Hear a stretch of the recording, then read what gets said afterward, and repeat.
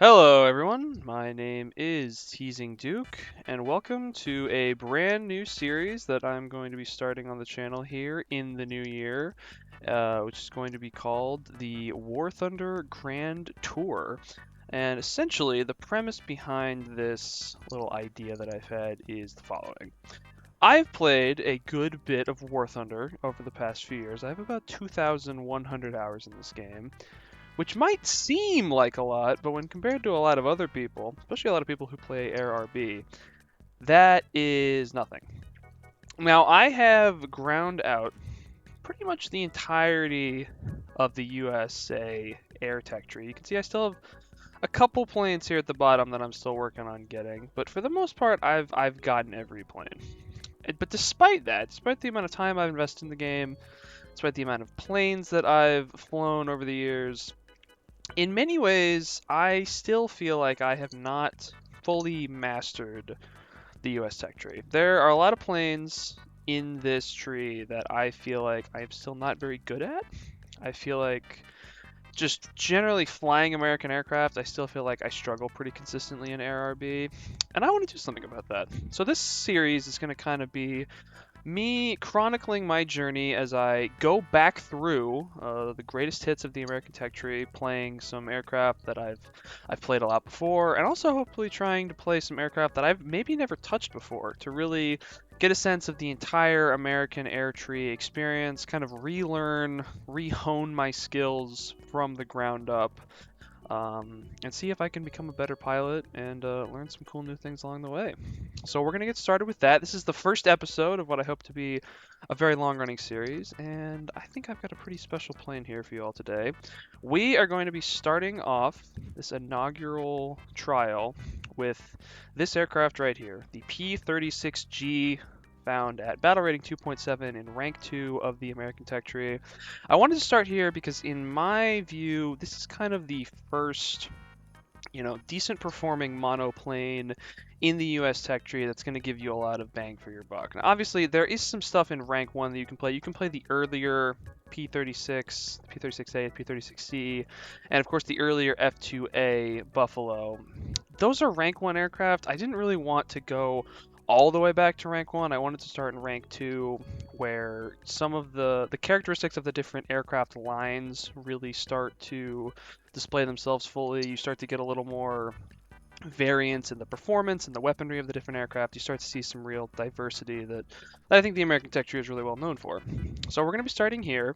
Like I said, this is a battle rating 2.7 jet, one of the first high performing monoplanes in the US tech tree, and from what I recall, this is a bit of an anomaly in American props in that it is, if I remember correctly, it's primarily a turn fighter. It's got very good low speed handling, very good maneuverability, a decent armament. It's got 4 30 caliber 7.62 machine guns in the wings and 2 50 cals in the nose. So for 2.7, that's a pretty solid armament. And like I said, unlike later American fighters, which are, heavier, high-performing engine energy fighters, this, again, if I recall correctly, is more of a turn fighter. So we're going to hop into ARB, we're going to hop into a couple of matches and see if I can leverage this plane's performance to get some good games for you guys. So I'll see you in game 1. So here we're off in our first game in the P-36G. We came off the runway. This map had an air spawn, so we started off a couple hundred feet off the ground, 300, 350 kilometers an hour, getting a bad network connection. Really hope that goes away pretty soon. Assuming my game doesn't get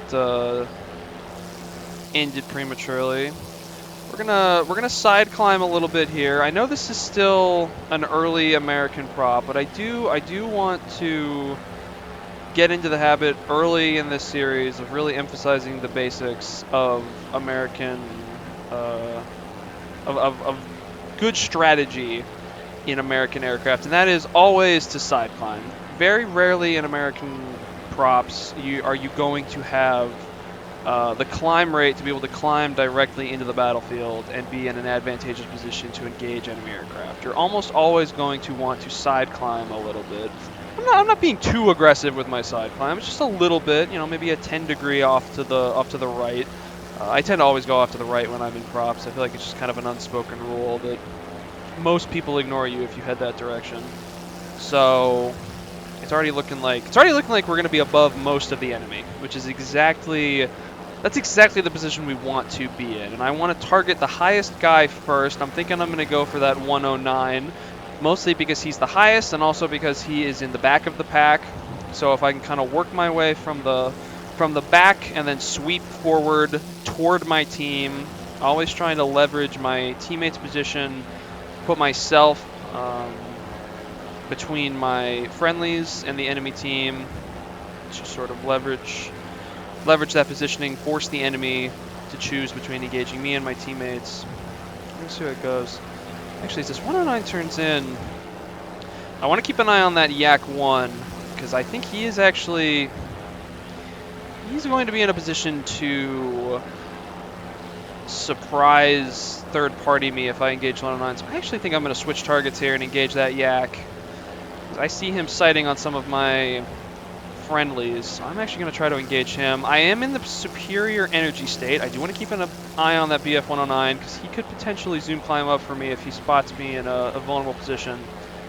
We're going to go in on an attack on this Yak. See if I can get in the fight here.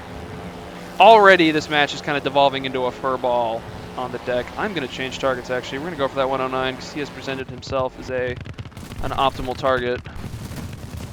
Ignore my aim. Okay. This is my first match of the day, so you could ignore my bad aim. I'm going to try to pull up here, use my superior energy state to jink, dodge these rounds, force these guys into the vertical, force them to burn out their energy, baiting them for my teammate, which I actually didn't know he was there, but that's awesome. Good teamwork there with him off my back and with a friendly teammate in the area. I'm going to recommit, dive on this 109. Going to cool my engine off. Firing that a little bit. This MB157 wants to tussle. He's going to come up. I'm going to let him do that. I am guessing that I'm in a superior energy state. I think I've got energy on this guy. It looks like it. He's going to extend away. I'm going to let him. I am really itching to get in the fight here. Bad network connection again. That's very annoying. My internet not doing me a lot of favors. Is that 109 dead? Nope, that 109 is still combat effective. He's attacking my friendly P-40, who seems to be in a pretty slow state. I'm going to see if I can come in here and help out. There we go. First kill of the match. Again, the 109's coming in. He's not focused on me. I'm actually going to let that A36 have him. So we got some enemies over here that I want to try to get rid of. This 109E is going to full commit head on with one of my allies. Going to go for the crit. I'm actually going to get the kill for that. That's... damn, okay. I really was not expecting a kill there. But works for me. We're hammering the engine a little hard here. We're going to get engaged by this 109. I'm actually going to turn into him because I think I can out-turn him. Yep. So that's the nice thing about the P-36. It's got a really good turning performance. Which, look at that. Look at that as it just absolutely rips around in the 2-circle. Spray a few rounds here at the 109. Oh, I'm getting engaged. Ooh. He took my engine out. Damn. That's a shame. Okay. I might have overcommitted to that fight. I kind of lost track of the other enemies in the area. That's definitely a shame. Can I get a cheeky? No, I can't get a cheeky head on there. Damn. Well, there you go. That's a pretty good indication of the P-36's performance. I think if you look at the raw turning performance and the energy retention and the armament, it's all really solid. It's just the question of maintaining situational awareness, maintaining a good energy state, not getting caught out by too many enemies. I think there it was just kind of a, my situational awareness definitely degraded a little bit, and I lost track of how many enemies were actually in the area. But all in all, I think a solid first match, a good start. let's see what kind of trouble we can get into in the next match. All right, welcome to Game 3. We are, what is this map called? We're on Ruhr. Climbing up here, passing through 8,000 feet. I've kind of abandoned my idea of side climbing after the matches I've been playing in this thing. Some of which you have seen, some of which you have not, just because of a lot of them were uneventful. And a lot of them were uneventful because I spent a little too much time climbing and not enough time actually getting into the action. It's kind of a delicate balance, and it's something you kind of got to feel out each game. If you're noticing that your teammates are getting, far away from you and are starting to get engaged in battle, it's not the worst idea to turn in. Obviously, it depends on where the enemy team is located, and it also, probably depends a lot on the VR. Ultimately, what you want to look for is how much of the enemy team is engaging your friendlies and how much is still left unspotted, is still climbing, stuff like that. Because you don't want to get into a situation kind of like what we had last game, where two different groups of enemies were forming, one that had committed to the furball and another that was coming in to reinforce it. It's not something you want. You don't want to commit to the first group and then have the second group come in, clean you up while you're in the middle of a dogfight, or while you are, in a weakened energy state and are particularly vulnerable. But here it doesn't look like that's happening. We do appear to be the highest combatant in the match, which is good, and commensurately we are going to be targeting the enemy's highest combatant, which is looking to be this Focke-Wulf. So I am going to attack him. I'm going to cut my engine just to preserve a little bit of performance. We're at altitude. We've got energy to play with, so I'm going to put it into a very shallow dive, put on an intercept course. Should have no problem intercepting him. That P-36G is up at altitude. We're definitely going to want to take him out. Focke-Wulf's going to turn into me. He's going to turn away, try to avoid the guns of my teammate. I'm going to follow him. Have some pretty bad aim. Get the kill there. My friendly was actually shooting me there, which I don't appreciate, but kind of par for the course. You got to expect that. Now we've got some interesting. This is an interesting setup here. We've got an LA-5 that we're going to want to engage. He seems to be committing onto the P-38 we've got down there. Ooh, we've also got an enemy 109 up high. Okay. He's a dangerous opponent. Now, here's kind of the conundrum, right? He's too far, well, he would have been too far to really make a difference, but now that he's closing fast, so he's about to very quickly become our problem. He's turning away.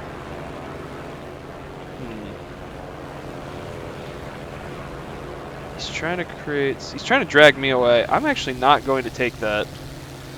I want to stay with my friendlies. I can make more of an impact on the battle here. If he wants to turn away, that's fine. That not LA-7. LA-7 would be concerning.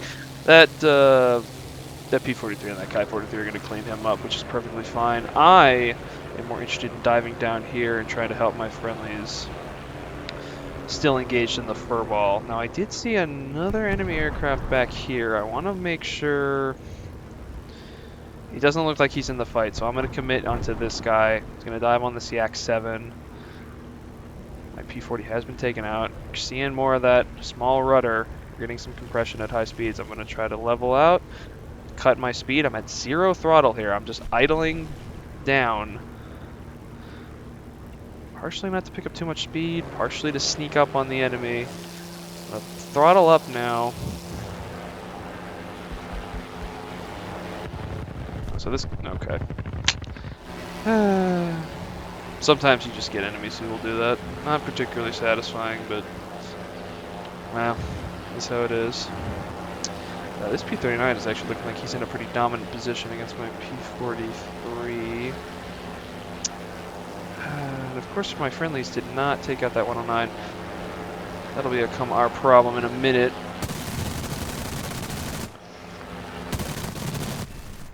Gonna absolutely obliterate that P-39. And this Corsair actually looks like he might be having a bit of a problem with this P-63. Yeah, this P-63 has taken his 6, so I'm going to go in and see if I can help him there. This P-43 seems content to destroy AI. So we've got a P-63 here. Pretty good dogfighter. I do have a higher energy state than him. And I'm actually going to cash most of that energy in. I'm going to pull off to the left. I'm going to bait him. See if I can bait him into a climb. I can. And I'm going to just stay out of his nose. I'll pop my landing flaps. Rudder over. Not too aggressively. And take him out. That is a classic energy trap. That's exactly how it's done. So good kill there. I am worried about that 109 high. Yeah. Ooh, in a year too. That's interesting. Alright, I'm going to seriously cool my engine down. I'm going to reclimb. I'm going to try to cash in some of that energy, put it back in altitude. I'm not under the illusion that I'm going to be able to climb up to meet that 109, obviously. He's going to have to come down eventually. I just want to be in the best possible position to defend myself when he does that. So that's what we're going to do. He looks like he's coming in. He's definitely starting to close. Has he sighted on me? I think he's sighted on me. So we're actually going to put it into a dive. Yeah, he's coming after me. Okay.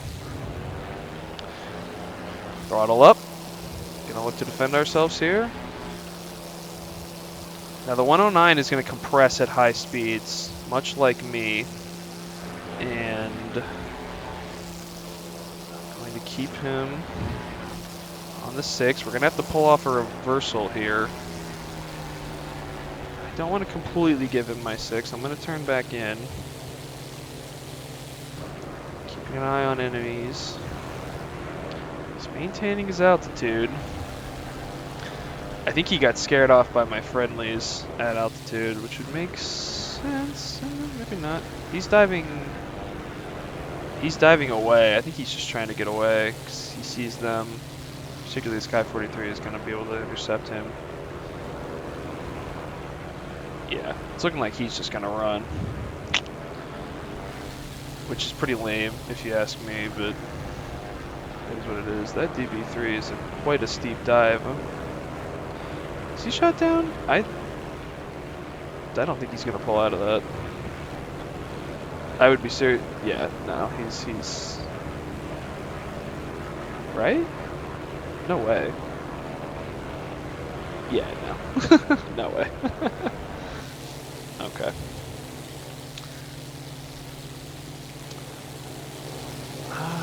Well,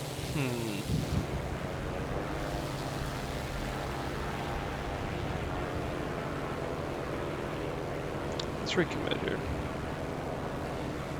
Maybe he's not actually going to his airfield. Maybe he does want to fight.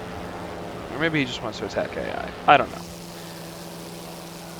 I'm going to see if I can attack him. I'm actually going to kind of lure him into a false sense of security. I'm going to try to dive down.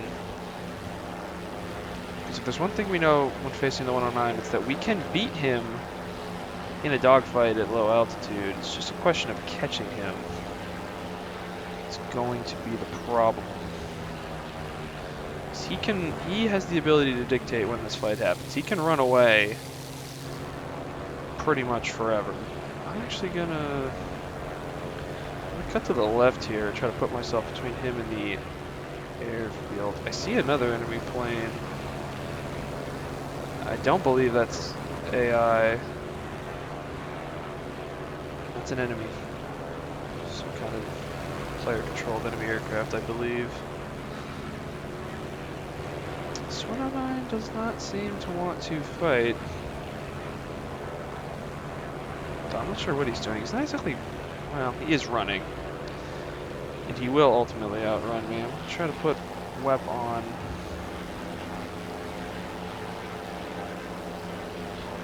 This is a little dangerous. I wonder if I'm not going to end up regretting this. He's clearly trying to bait me toward his friendly. And it's going to work. So what I'm going to do is I'm going to try to get some altitude here. This is their FOB, so there's no AAA.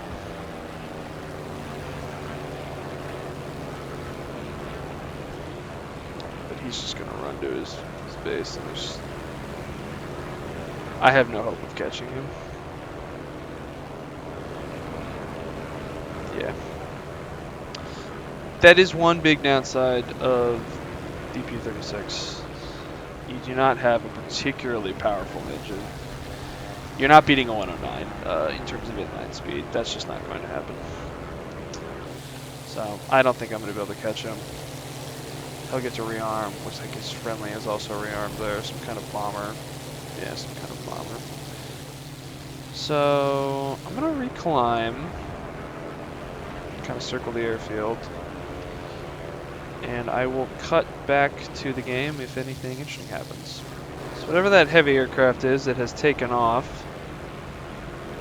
And I think it's outside the range of their AA, so I'm actually going to commit on that.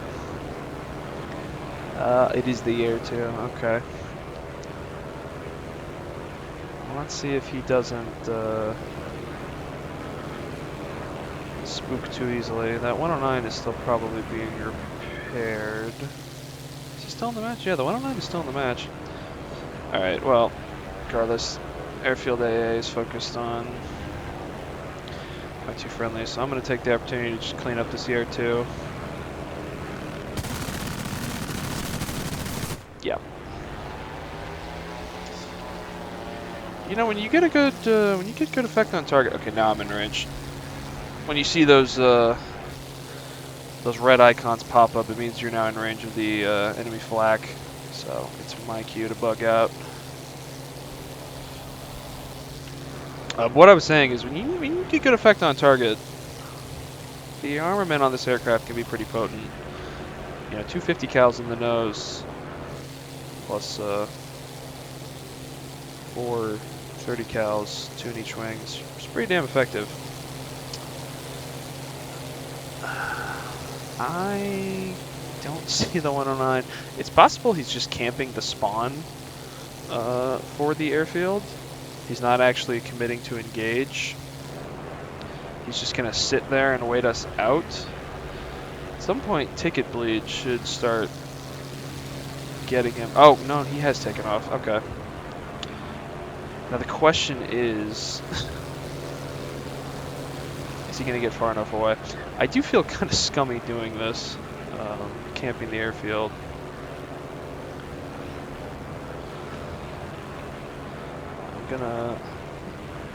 I do want to 1v1 him, but I don't think this P-43 is going to let me, unfortunately. Though that's a pretty steep dive. I wonder if he's going to injure himself in that dive. I don't really know the P-43's dive characteristics. No, screw it. We'll take the fight. Pull right over him. Force him up. Bait him up for P-43. Yeah, it's best case scenario. Gonna get a cheeky little... I'll get a hit. A couple hits. See if I can give a part of the kill here. Okay, that was technically a kill steal from the P-43. Hopefully he got the kill. I think he severed him. I don't know, y'all. Does that count as an ace?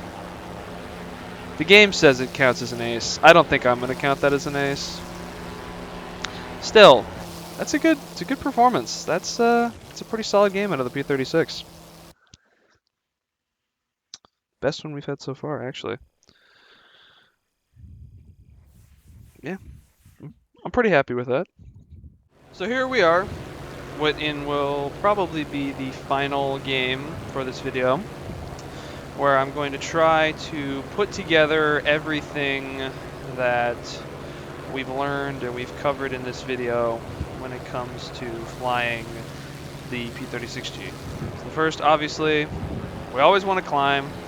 Want to make sure we put ourselves in an advantageous position to leverage our height, our altitude, to attack the enemy with a higher energy state, keep our speed up, dogfight the enemy effectively, and just, have a good position to attack above them. We want to maintain good situational awareness. We want to stay near our team to use our teammates as bait if we need to, and also just to fly around them, play around their strengths of their aircraft to diminish the weaknesses of our own aircraft. And we don't want to go after bombers. This plane is not a bomber hunter. You don't have the armament for it, so unlike what I did in that second game, don't even try. If you can go for a quick little pass, great, get a crit, cool, get some RP, but don't commit to a bomber. Don't do what I did against that DB3. It's not worth it in this aircraft. I say as that Heinkel pops up and actually presents a pretty appetizing target. I kind of want to break my rule because he's right there. He's going to be a pain. But maybe I let the Spitfire have him. How big is this match? This is a small match. Alright, I want to get into the action. I don't want to wait around. I'm going to let the Spitfire go get that guy. We've got a couple of German aircraft up high here. The 109 is absolutely the priority, and soon after him, the 110. Going to want to take them out. So if we let these guys camp at altitude, they're going to menace our team. I'm going to come off of WEP. I'm going to put it 97% throttle to start cooling the radiators. I want to level off a little bit here to keep my energy up. Couple 109s, okay. That 110 looks like he's going to pitch in for me. Maybe he's going for that Spitfire. This could get hairy. I definitely want that 109. He's a threat. Got a friendly Typhoon here, which I may be able to leverage. I suspect the Spitfire's going for him. Typhoon's going for this 109. Let's see if I can help with that, if he doesn't get him.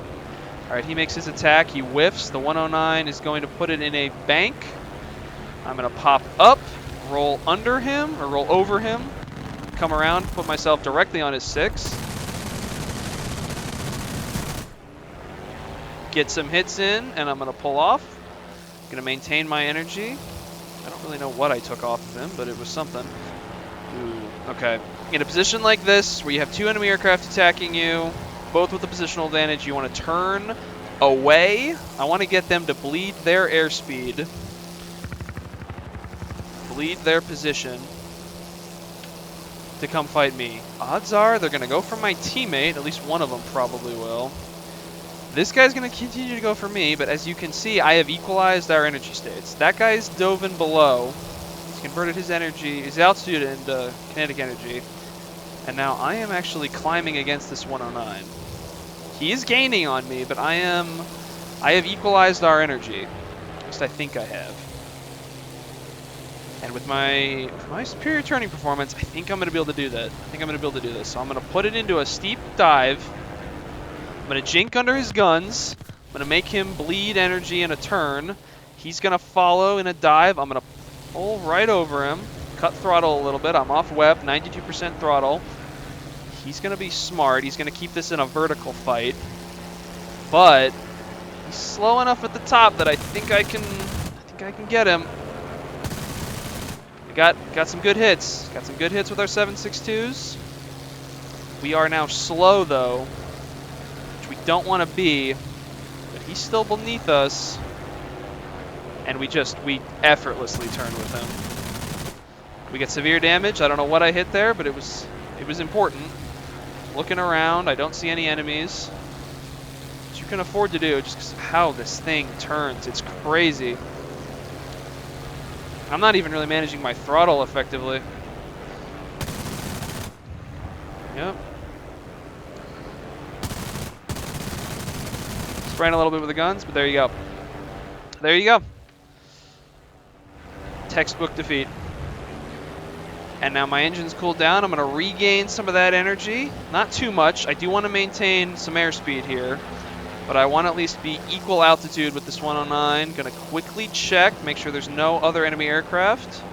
And I'm going to engage this final bandit. He's going to attack my friendly Buffalo, and I'm going to use that to He's gonna pitch right up into my guns. This is perfect. And there you can see we got a lot of hits in those 7.62s, 30 cals, but did not quite hit him. That's a good hit. That's a fire, and that's a kill. Not the most glamorous aircraft, you know. Not getting 5, 6, 7 kill games. It's partly down to my play style. I'm not the most aggressive pilot, at least not yet. And my team actually performs pretty well here.